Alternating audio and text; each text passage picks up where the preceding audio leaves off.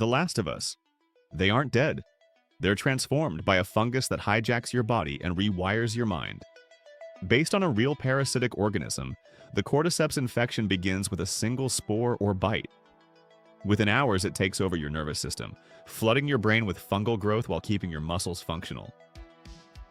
The result? Humans turned into agile, feral predators. Runners sprint in packs. Stalkers lurk in shadows, clicking like broken machines. And clickers, blinded by armored fungal plates, hunt with echolocation, screeching through darkness with terrifying precision. But the horror doesn't end there. The longer someone's infected, the more monstrous they become. Bloaters hurl toxic spores and shrug off bullets like tanks. And deep underground, rare behemoths like the Rat King emerge, an abomination fused from years of infection. These creatures aren't zombies in the classic sense, they're worse. They're alive, smart enough to hunt, fast enough to kill, and resilient enough to outlast. Survivors don't just fear being bitten, they fear becoming one. And in this world, every breath in the wrong place could be your last. Because once the fungus finds a way in, it never lets go. Dead space. They don't rise from graves, they explode from the corpses around you. In Dead Space, death isn't the end. It's the beginning of something far worse. When a cosmic artifact called the Marker emits its alien signal, it infects the dead with microscopic organisms that rewrite DNA on the spot. The result? Necromorphs. Twisted nightmares of bone, flesh, and fury. Slasher limbs become blades, faces split into fangs, torsos stretch into unnatural shapes, built for killing. But these creatures don't just move. They think. They wait. They hide in vents and crawl spaces perfectly still until you let your guard down. And when you fight back, forget headshots. You have to dismember them, cut off the limbs, or they'll keep coming piece by piece. Even worse, the Marker speaks to survivors. It whispers hallucinations, sends visions of dead loved ones, lures you closer, makes you doubt what's real. And all the while, the bodies around you, your crew, your friends, are just more building blocks. More biomass for the hive. The deeper you go, the louder the signal gets. And by the time you realize it's not just manipulating the dead, it's manipulating you. You're already part of its design. The Walking Dead. In The Walking Dead, the apocalypse didn't begin with a single bite. It began with a secret every human already carried. Everyone's infected. You don't need to be bitten to turn. If you die, you rise. That's the horror. The virus isn't spreading, it's waiting. And once it activates, the dead come back slow, mindless, and starving. They're called walkers, rotting corpses driven by primal instincts. They can't open doors or form thoughts, but they don't need to. They gather, they swarm, and they don't get tired. One walker is a threat. 100, a force of nature. Gunfire draws them, screams summon them. Cities fall under the weight of their numbers, and over time they rot. Bones breaking, jaws dangling, but they still crawl. Survivors wear guts to blend in. Whisperers wear their faces. The worst part isn't the walkers, it's what people become to survive them. In this world, the living are often more dangerous than the dead. But still, when you hear that low growl behind you, when the camera pans to an open field, you know what's coming, and it's already too late. 28 days later, they don't shuffle, they sprint. And they're not dead. That's what makes them terrifying. The Rage virus, released from a lab experimenting on chimps, doesn't reanimate corpses. It hijacks the living. One drop of infected blood, one splash of saliva in your eye, and within 10 to 20 seconds, you become something else. Veins turn black. Eyes flood with blood, and you lose everything human except your ability to kill. Infected victims don't just run. They charge, smashing through doors, leaping through glass, and clawing through anything in their way.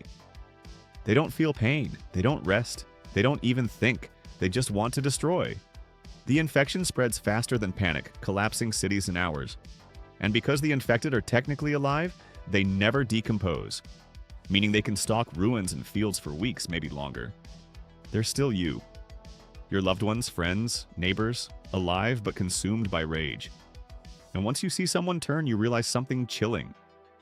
This isn't a supernatural virus. It's not a zombie curse. It's human aggression, unchained, unleashed, and multiplied. And if it got out again, we wouldn't stand a chance. The Marvel Zombies. They were heroes once. Now they're hungry gods. In Marvel's Earth 2149, a mysterious virus infects the strongest beings on the planet. Spider-Man, Wolverine, Iron Man, even the Hulk. But this virus doesn't rot their minds. It keeps their intelligence and their powers intact.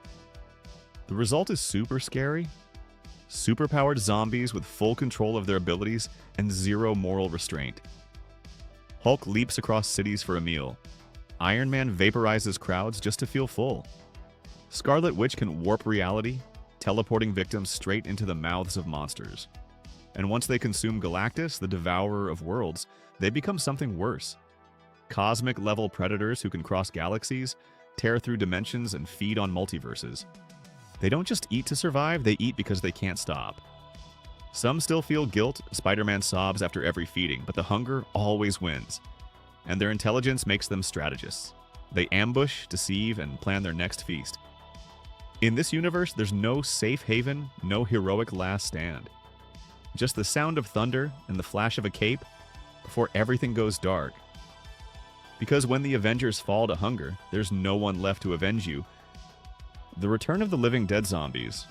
You can't shoot them in the head. You can't burn them. You can't even outrun them. In Return of the Living Dead, a leaked military chemical called Trioxin-245 reanimates any dead tissue it touches. And what rises isn't slow, dumb, or decayed. These zombies run, talk, and think. They radio for backup, set traps, and worst of all, they feel everything. One zombie, half a torso and still conscious, explains it plainly: it hurts to be dead. That pain drives them to hunt living brains because eating them eases the agony, temporarily. You can't destroy the brain because the brain is already dead. Chop them up? The pieces crawl? Burn them? The smoke spreads the chemical through the air and the rain brings it back down.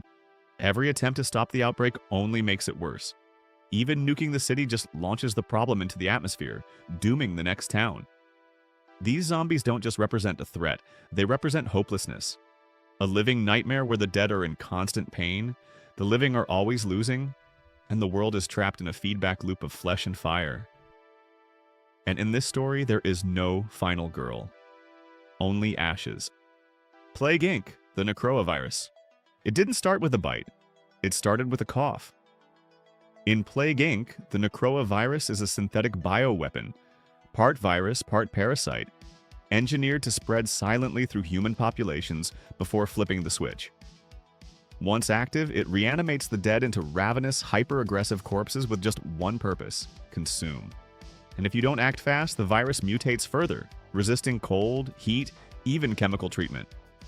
In some outbreaks, it creates Zed-Com, a resistance faction barely able to contain the hordes. But usually it's too late.